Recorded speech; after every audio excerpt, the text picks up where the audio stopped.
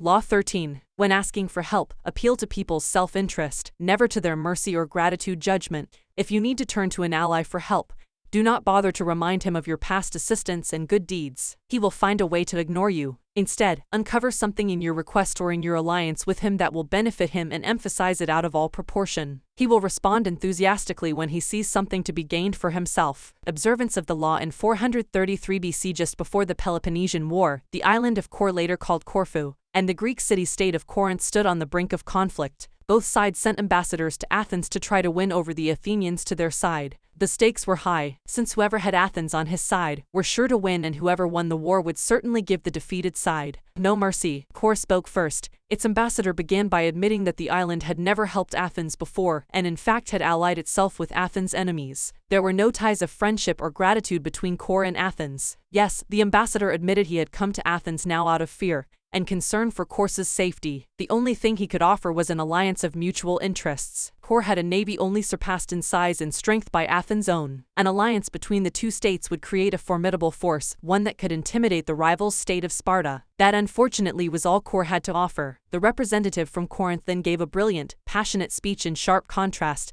to the dry, colorless approach of the Koran. He talked of everything Corinth had done for Athens in the past. He asked how it would look to Athens' other allies if the city put an agreement with a former enemy over one with a present friend, one that had served Athens' interests loyally. Perhaps those allies would break their agreements with Athens if they saw that their loyalty was not valued. He referred to Hellenic law and the need to repay Corinth for all its good deeds. He finally went on to list the many services Corinth had performed for Athens, and the importance of showing gratitude to one's friends. After the speech, the Athenians debated the issue in an assembly. On the second round, they voted overwhelmingly to ally with Kor and drop Corinth interpretation. History has remembered the Athenians noble, but they were the preeminent realists of classical Greece. With them, all the rhetoric, all the emotional appeals in the world could not match a good pragmatic argument, especially one that added to their power. What the Corinthian ambassador did not realize was that his references to Corinth's past generosity to Athens only irritated the Athenians, suddenly asking them to feel guilty and putting them under obligation. The Athenians could care less about past favors and friendly feelings. At the same time, they knew that if their other allies thought them ungrateful for abandoning Corinth, these city-states would still be unlikely to break their ties to Athens, the preeminent power in Greece. Athens ruled its empire by force and would simply compel any rebellious ally to return to the fold.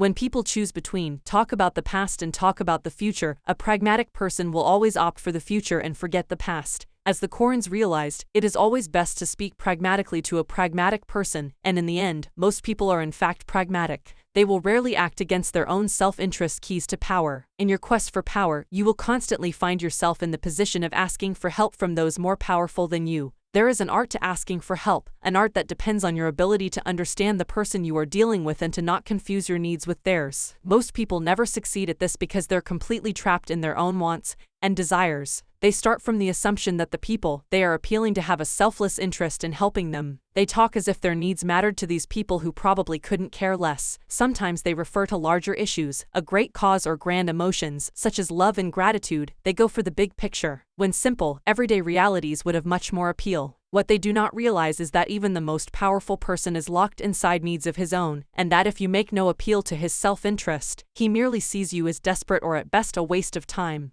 A key step in the process is to understand the other person's psychology. Is he vain? Is he concerned about his reputation or his social standing? Does he have enemies you could help him vanquish? Is he simply motivated by money and power? When the Mongols invaded China in the 12th century, they threatened to obliterate a culture that had thrived for over 2,000 years. Dear leader, Genghis Khan saw nothing in China but a country that lacked pasturing for his horses, and he decided to destroy the place, leveling all its cities, for it would be better to exterminate the Chinese and let the grass grow. It was not a soldier, a general, or a king who saved the Chinese from devastation, but a man named Chuai, a foreigner himself. Chuai had come to appreciate the superiority of Chinese culture. He managed to make himself a trusted advisor to Genghis Khan, and persuaded him that he would reap riches out of the place if, instead of destroying it, he simply taxed everyone who lived there. Khan saw the wisdom in this and did as Chuai advised. When Khan took the city of Kaifeng after a long siege and decided to massacre its inhabitants as he had in other cities that had resisted him, Chutsi told him that the finest craftsmen and engineers in China had fled to Kung, and it would be better to put them to use. Kung was spared. Never before had Genghis Khan shown such mercy, but then it really wasn't mercy that saved Kung Chu. Si knew Khan well. He was a barbaric peasant who cared nothing for culture